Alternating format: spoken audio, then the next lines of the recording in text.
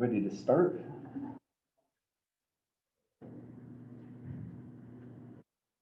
Today we'll look at some problems from sections 7.2 and 7.3. Friday will, is that me?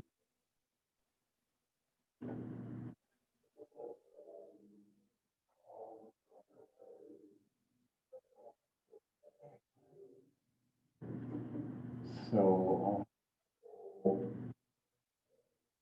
mute this. There we go. That was weird.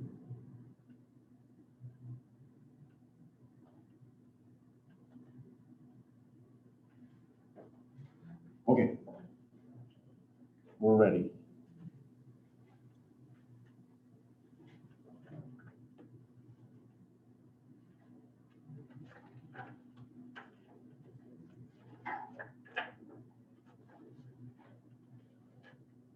Well, in the lecture notes, it's a reminder of the suggested textbook exercises from section 7.1 and 7.2.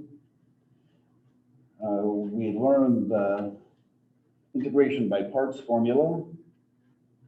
So if you have an indefinite integral of f of x times g prime of x dx, then that's equal to f of x times g of x minus the indefinite integral of g of x times f prime of x dx. And then a more compact integration by parts formula can be written if you assign u to be f of x and v to be g of x. So that du, the differential du, is f prime of x times the differential dx. And dv is g prime of x times dx. Then you can just remember this integration by parts formula. The indefinite integral of u dv is equal to u times v minus the indefinite integral of v times du. Okay, we reviewed the substitution rule, which we have to apply now and then, either somewhat informally or more formally as whatever is needed. So if u is equal to g of x, if that is a differential function whose range is an interval I and f is continuous on I, then the indefinite integral of f of g of x times g prime of x dx can be written as the indefinite integral of f of u du. Okay, some notes and observations. An integration formula corresponds to some derivative formula. The integration by parts formula corresponds to the derivative formula called the product rule. The substitution rule for integration corresponds to the chain rule differential formula. Something I observed sort of informally in passing, two different antiderivatives of a function only differ by a constant, by which is meant a real number. We saw an example yesterday where we integrated the same trigonometric function in two different ways, and we got two results that didn't look very much alike, but in fact, they only differ by some number. And you can use, you can show that that is true just by transforming one or the other of the side of that equation. Another thing that I mentioned was that many useful trigonometric identities can be derived from the sum and difference formulas for sine and cosine. We did a little bit of that yesterday, and if time permits, we'll make even more use of the sum and difference formulas for sine and cosine The three Pythagorean identities, but perhaps the most famous equation in trigonometry is sine of x squared plus, whoops, has to have a variable. So cosine of x squared equals 1. And from that Pythagorean identity, we can derive the other two.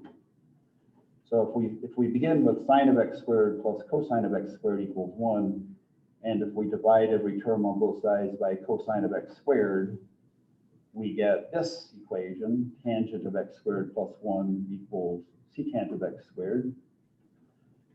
And then also, if we begin with this this Pythagorean identity on the left, and this time we divide every term on both sides by sine of x squared, we get this Pythagorean identity, 1 plus cotangent of x squared equals cosecant of x squared. Okay, let's do a few problems then. I just picked a few problems that I assigned for practice.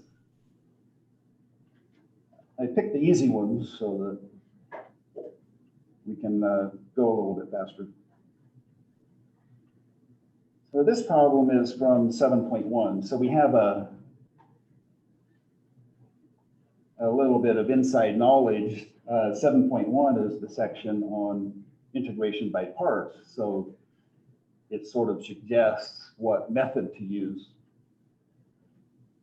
If you're really good at integration, you won't be given that inside information. You'll be able to decide what the best method is whenever you encounter an indefinite integral.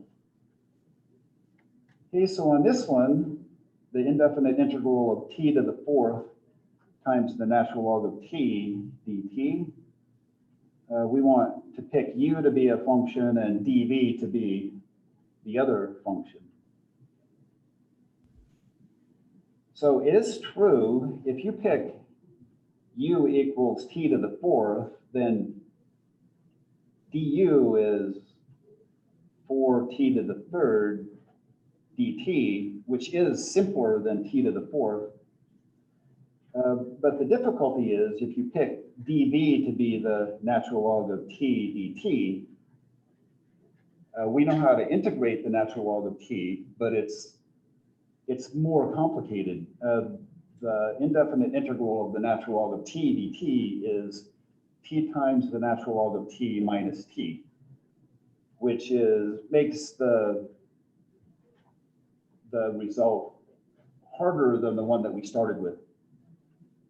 So for that reason, I pick u to be the natural log of t, and I pick dv to be t to the fourth dt. So the differential du is 1 over t dt, and v is t to the fifth over 5, t to the fifth over 5. Okay, so let's go ahead and write down using the integration by parts formula. U times v, I'll write it as t to the fifth over 5 times the natural log of t, and then minus the indefinite integral of v du. So v is t to the fifth over 5 times du is 1 over t dt. And you can see that we're going to get a nice integrable integrand over here. So we get t to the fifth over 5 times the natural log of t minus, I'll bring the constant factor 1/5 out front, so minus 1/5 times t to the fourth dt. And now we're just one step away. So we started with the indefinite integral of t to the fourth times the natural log of t dt. And we're going to end up with t to the fifth over 5 times the natural log of t minus 1/5 times t to the fifth over 5. So I'll go ahead and write minus 1 over 5 times 1 over 5, which is 1/25 times t to the fifth, and then plus a constant. Okay, so that wasn't too bad. As I mentioned earlier, if you did a role reversal, if you had assigned u to be t to the fourth and dB to be the natural log of t dt, it's not that what you would write down is incorrect, it just makes it more difficult, if you catch my meaning. Okay, let's move on to the next problem. This is from section 7.2, so our inside knowledge this time is that it's integrating a trigonometric or an integrand involving trigonometric functions. This one turns out to be really nice. The sine of 2x. So I have some room above here.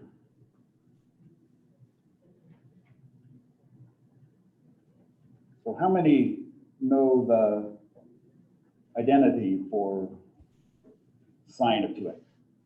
You can raise your hand if you know the identity. You know what? Okay. What is it? 2 sine of x cosine of x. Yeah, 2 times sine of x times cosine of x. I'll show you how you can derive that on the spot. Oh, I should show you what I'm referring to. Sine of 2x is sine of x plus x.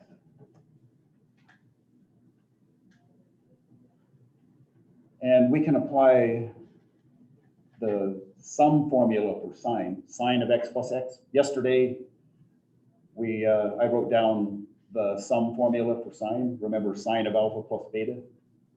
So we'll apply that here. So this is, it's like having sine of alpha plus beta. It's just that alpha and beta are each x. So we get sine of alpha times cosine of beta plus cosine of alpha times sine of beta. But the two terms are alike other than the order of the factors. So we can write it as 2 times sine of x times cosine of x. Okay, so this is one of the very useful formulas, or one of the useful identities that can be derived from the sum formula for sine. Okay, so we're going to replace sine of 2x in this integrand with 2 times sine of x times cosine of x dx. And now we've pretty much got it where we want it. What's going to happen next?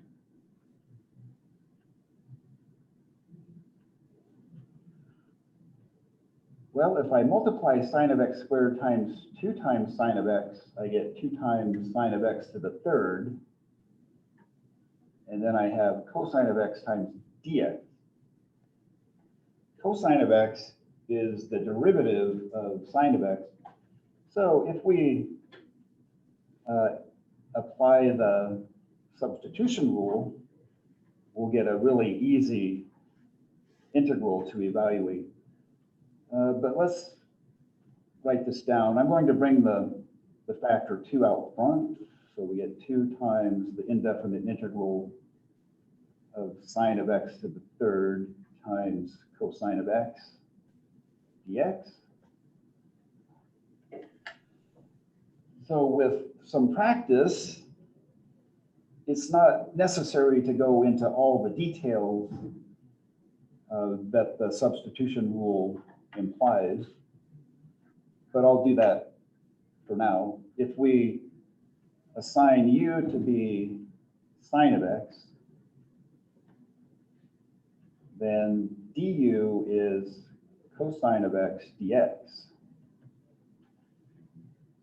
So cosine of x dx is our du, and sine of x to the third will be u to the third. So we get this integral, we get 2 times the indefinite integral of u to the third du. And this is about as simple as it can get. So we get 2 times u to the fourth over 4 plus a constant. And then 2 over 4 is 1/2. We'll replace u with sine of x again. So we just end up with sine of x to the fourth over 2 plus a constant.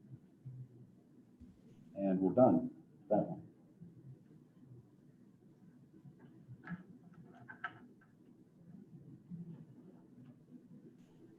Okay, let's move on to the next page.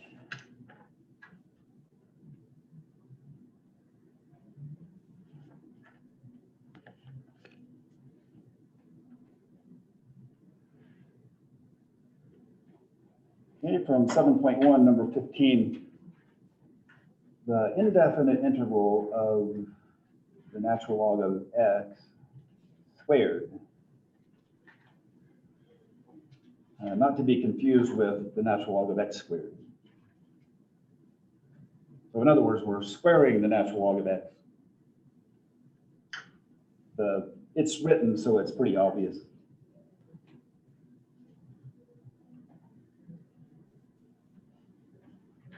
Well, if we use integration by parts, let's select u to be the square of the natural log of x. And dv is dx. So du, here we use the chain rule. So du is 2 times the natural log of x to the first, multiplied by the derivative of the natural log of x, which is 1 over x, and then dx. And then if db equals dx, then b is equal to x.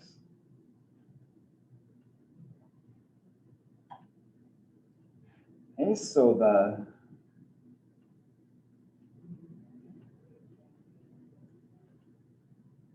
integration by parts formula, if we apply that, u times b, I'll write it as x times, and then the square of the natural log of x function, and then minus the indefinite integral of b du. So we're going to multiply x times 2 times the natural log of x times 1 over x. I'll go ahead and write it all out. I'll put the x, doesn't really matter, but I'll just write 2 times x times the natural log of x times 1 over x dx. So we're going to get a cancellation in this integrand. X times 1 over x is 1. So let's write the next step, x times the square of the natural log of x. I'll bring the factor 2 out front. And then it's minus 2 times the indefinite integral of the natural log of x dx.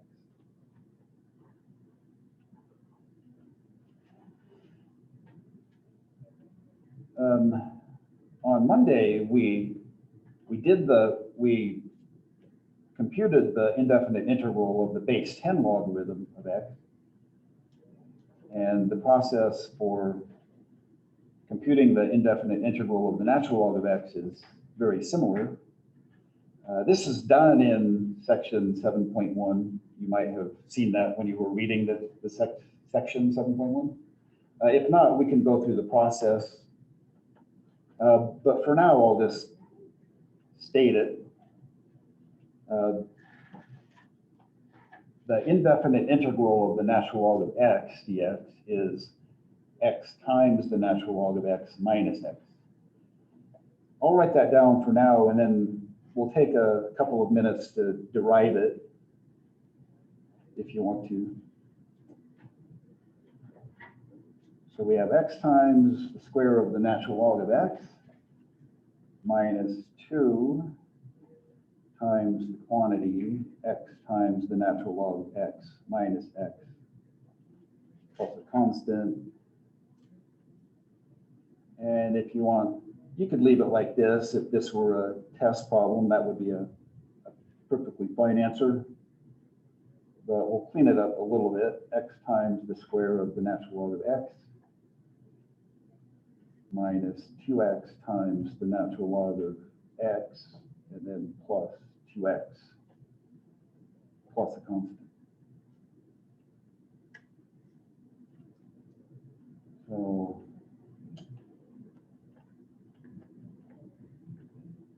there we go. Okay, so as an aside,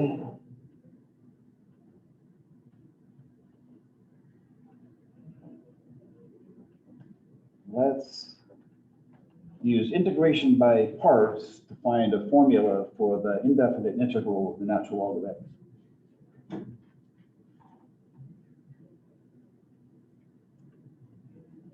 So we let u be equal to the natural log of x.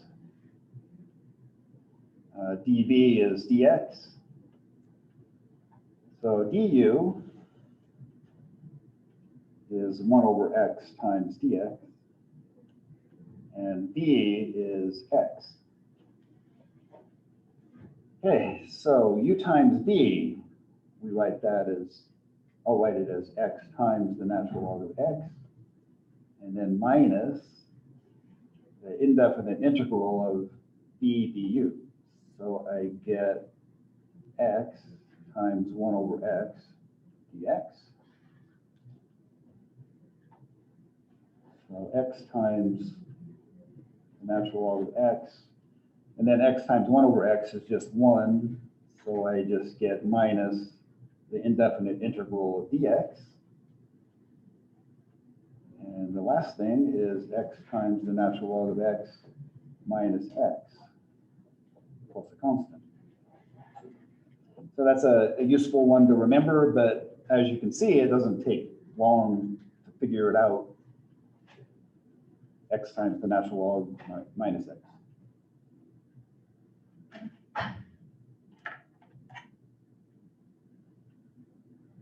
Okay, the next problem from section 7.2. The indefinite integral of tangent of x squared plus tangent of x to the 4th.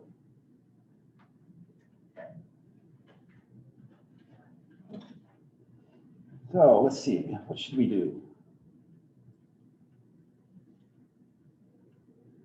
I think if we factor tangent of x squared out of each term and write it as the indefinite integral of tangent of x squared times 1 plus, whoops, I wrote down what I was thinking of, sorry. So tangent of x squared times the quantity 1 plus tangent of x squared. Yes. So what do we do now, do you think?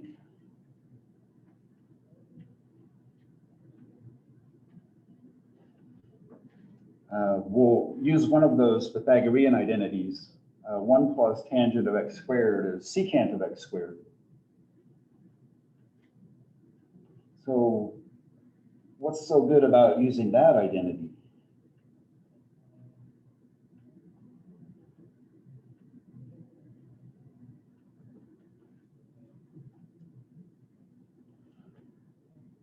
The derivative of tangent of x is secant of x squared. So we can apply the substitution rule in this case. If we assign u to be tangent of x, then du is secant of x squared dx. So we have an indefinite integral of u to the second du. So we replace tangent of x squared with u squared. So we get the indefinite integral of u to the second du. So we know how to integrate that. This is u to the third over 3 plus a constant. And then replace u with tangent of x. So we get tangent of x to the third over 3 plus a constant.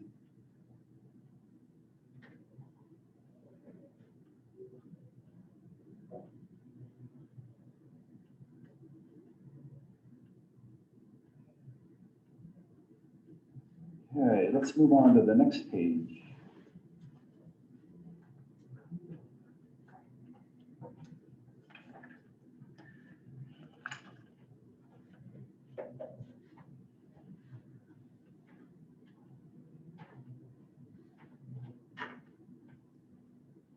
Okay, from 7.1, number 29.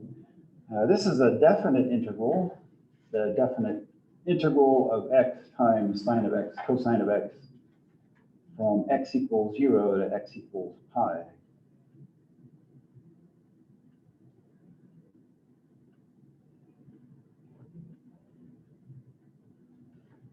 So we see sine of x times cosine of x.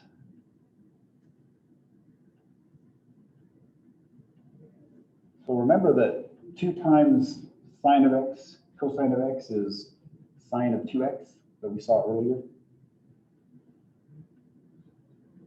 So I'm going to replace sine of x, cosine of x with 1/2 sine of 2x.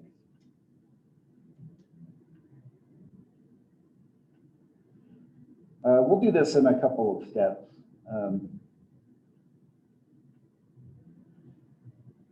So on the inside,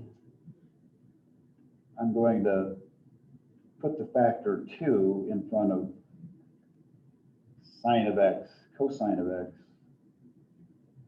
But to compensate for that, I have to put a 1/2 out here, right? Because 1/2 times 2 is 1. We're not changing the meaning, we're just changing the appearance. And then we'll use the identity sine of 2x is equal to 2 times sine of x, cosine of x. So we get 1/2 times the definite integral from 0 to pi of x times sine of 2x dx. Okay, then we'll integrate this by parts. So we'll pick u to be x and dv to be sine of 2x dx. Du is just dx. And v is negative 1/2 times cosine of 2x. When you're finding or determining antiderivatives, you can always check that your antiderivative is correct by taking the derivative of it to show that it's equal to the function that it's supposed to be the antiderivative of. You see what I mean? So if you take the derivative of negative 1/2 cosine of 2x, well, the derivative of cosine of 2x is negative sine of 2x times 2 using the chain rule. So we get negative 1/2 times negative sine of 2x times 2. So negative 1/2 times negative 2 is positive 1. Positive 1 times sine of x. So everything checks out. See what I mean?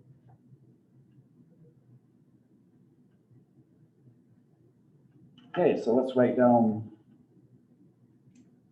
the result of that. So we have this factor of 1/2, and then u times v, I'll write this as negative 1/2 x times cosine of 2x. And then we're going to subtract, oh, sorry, we have limits of integration. We're going from 0, x equals 0 to x equals pi. And then we're subtracting the indefinite integral, sorry, the definite integral from 0 to pi of v du. So on the inside, we have negative 1/2 cosine of 2x dx. So there you go.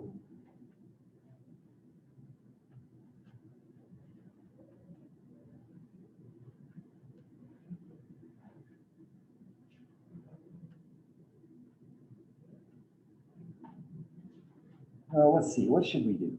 Let's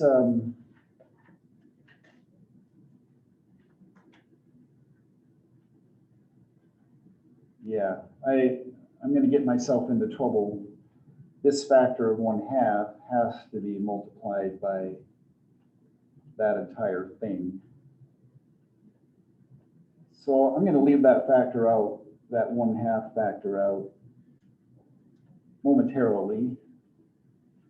And we can go ahead and evaluate this part of the definite integral from 0 to pi. So we'll have negative 1/2 times pi times cosine of 2 pi.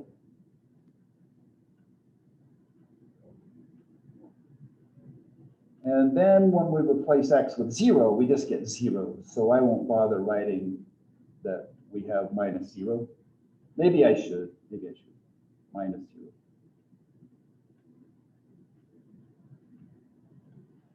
Okay, then for the other definite integral, since I'm subtracting a negative, I'm going to write that as plus the definite integral from 0 to pi of cosine of 2x dx.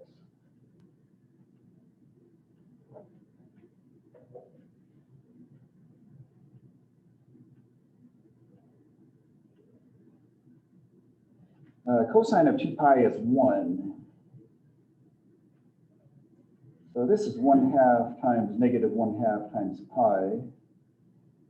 So let's go ahead and multiply that. So we get negative pi over 4.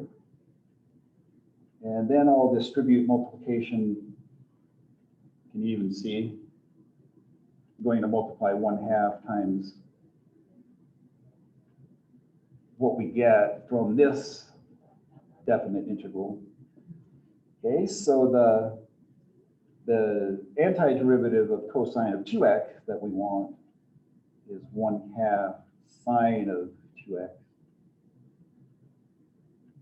And we're going to evaluate this from 0 to pi.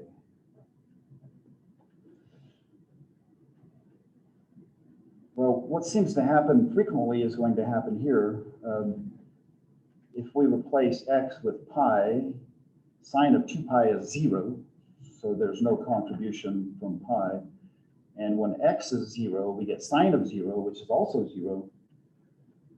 So we get nothing from that. And this is just 0. So the value of that definite integral is negative pi over 4. At least that's what I got, negative pi over 4.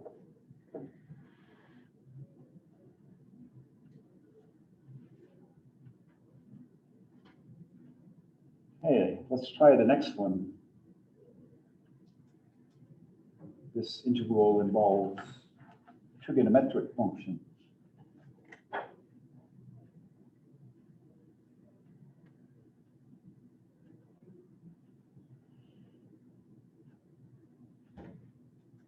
Well, this one is from section 7.2, but the integrand is x times secant of x times tangent of x dx. So we have a polynomial function multiplied by a product of two trigonometric functions. So it looks to me that we should use integration by parts.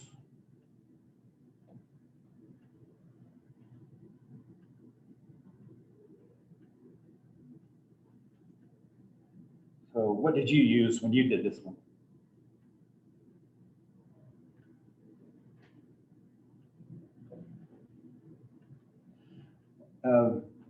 We see the secant of x times tangent of x. Does that jump out?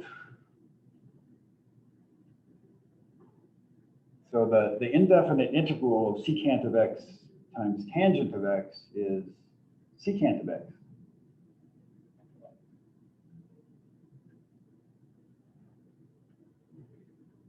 Okay, so let's assign u equals x and dv to be secant of x times tangent of x dx.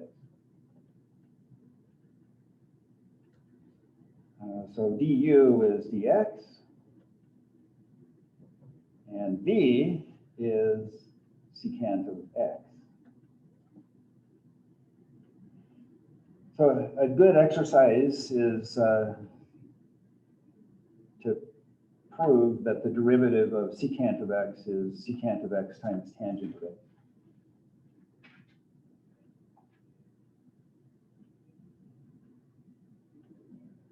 Okay, so now we're ready for the next part. Apply the integration by parts formula. So u times v is x times secant of x minus the indefinite integral of v du, which is secant of x dx. Yesterday, we derived the formula for the indefinite integral of secant of x. So that turns out to be the natural log of the absolute value of secant of x plus tangent of x. Okay, so we just have one step left. So I'll write down the original, the indefinite integral of x times secant of x times tangent of x dx is equal to x times secant of x minus the natural log of the absolute value of secant of x plus tangent of x plus a constant.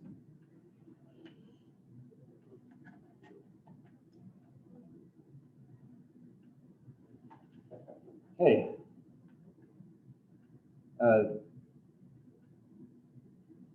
Another useful exercise, if you begin with the function, say y equals the natural log of the absolute value of secant of x plus tangent of x, show that the derivative of that is equal to secant of x, just for practice.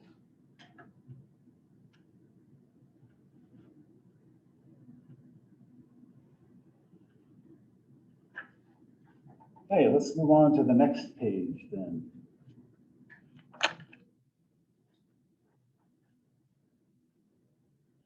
Section 7.1, number 37.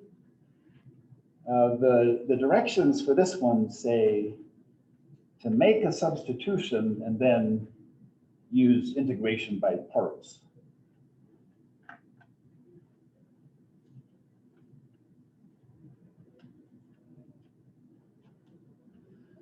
Okay, so I'm going to use the letter W and assign that W to be equal to the square root of x. And then the differential dW is 1 over 2 times the square root of x. Dx, can't forget dx, sorry. Okay, we want to solve for dx because the original integral just has dx.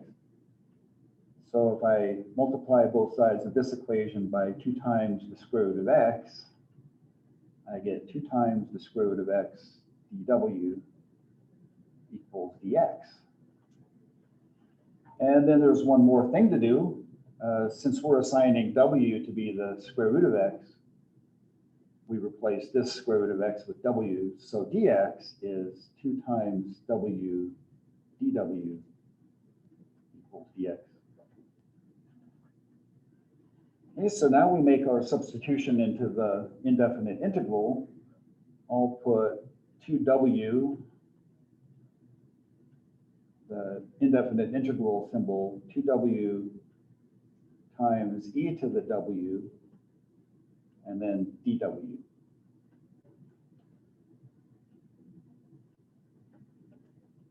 And then we will integrate this by using integration by parts.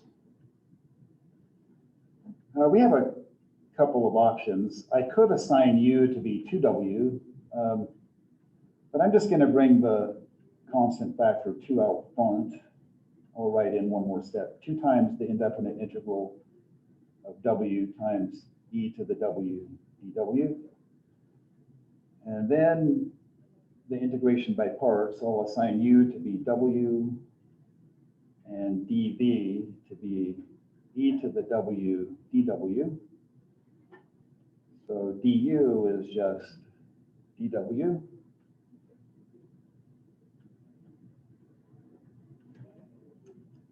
And an antiderivative of e to the w with respect to w is just e to the w.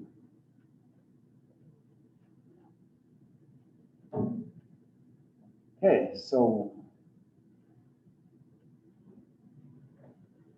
where should I write it? So I'll come down here. This is equal to 2 times. And then u times v, or yeah, u times v is w times e to the w minus the indefinite integral of v du. So the indefinite integral of e to the w dw. Oh, this is working out pretty nicely. And I'll distribute 2 in the next step. Distribute multiplication by 2. So we get 2 times w times e to the w minus 2 times e to the w, because the indefinite integral of e to the w with respect to w is just e to the w, and then plus a constant. And then the last step, replace w with the square root of x again. So I'll put the problem and the result in this box here.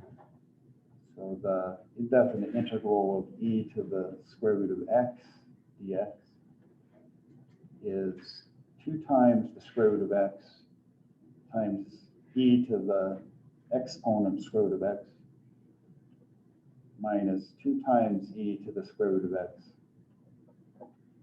plus a constant. So yeah, that looks right.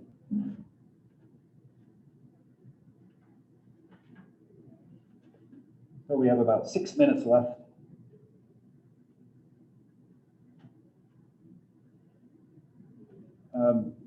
This one turns out to be pretty nice if you use an appropriate trig substitution for cosine of 2x. So cosine of 2x, using the sum formula for cosine,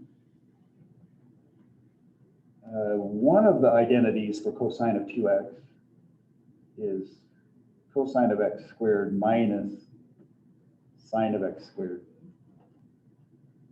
You get this directly from the some formula for cosine of alpha plus beta, and so on. If you just make alpha equal to x and beta equal to x, you get this formula. But I want to replace sine of x squared with 1 minus cosine of x squared. So this is cosine of x squared minus the quantity 1 minus cosine of x squared. And then when we simplify this, since I'm subtracting a negative, in effect, I'm going to get 2 times cosine of x squared minus 1. And I'm going to replace inside the square root, I'm going to replace cosine of 2x with 2 times cosine of x squared minus 1. I'll go ahead and write that out in a little bit of detail. So we have the definite integral from 0 to pi over 6, and the square root of 1 plus 2 times cosine of x squared minus 1. You can see that 1 minus 1 is 0. So we get the definite integral from 0 to pi over 6.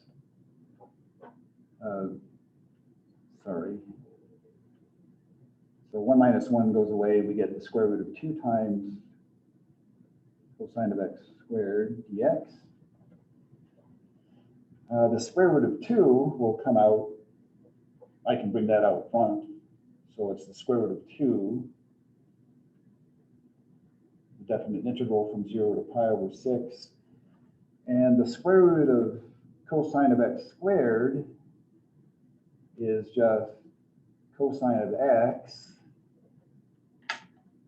Note, I don't have to put absolute value symbols around cosine of x because the interval of integration is from 0 to pi over 6, and cosine of x is positive on that interval. So I'm just going to use the positive square root, right? And then an antiderivative of cosine of x is sine of x.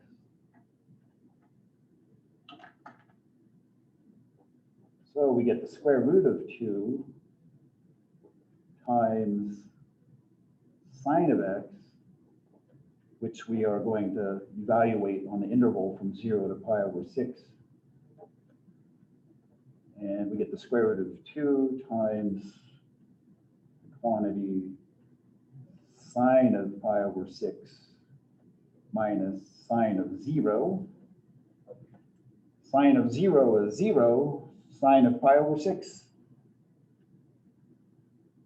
1/2, right? So the square root of 2 times 1/2, we just get the square root of 2 over 2 for that one.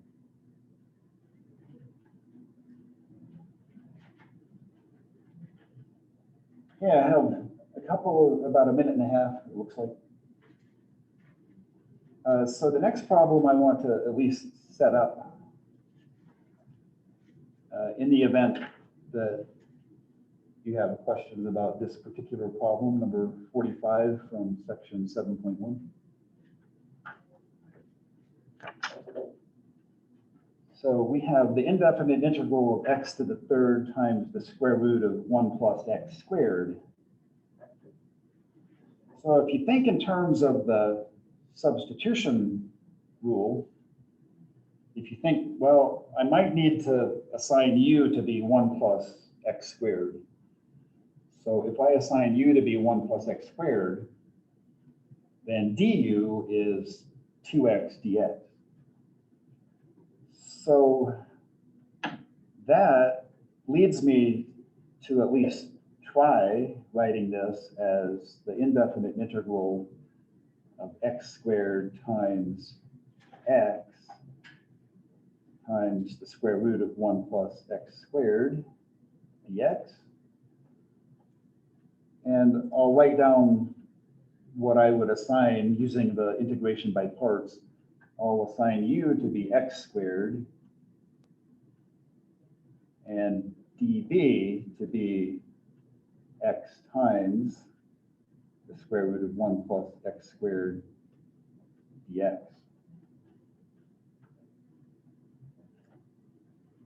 So du is 2x dx. And if you think of this x times the square root of 1 plus x squared dx as 1/2 times the square root of 1 plus x squared times 2x dx, then you can use the substitution rule to find b. So I'm about out of time. I can write one more step though, because I have the square root of u times du, right? So it's going to be 1/2, and then, so if I have the square root of u, and I find the antiderivative of that, I'm going to get 2/3 times u to the 3/2. So 2/3 times 1 plus x squared to the 3/2 is what I get. Okay, so it looks like we're out of time for today. This is a good problem to practice to make sure that you can go through all of the details that are involved on that one. But that's all for today.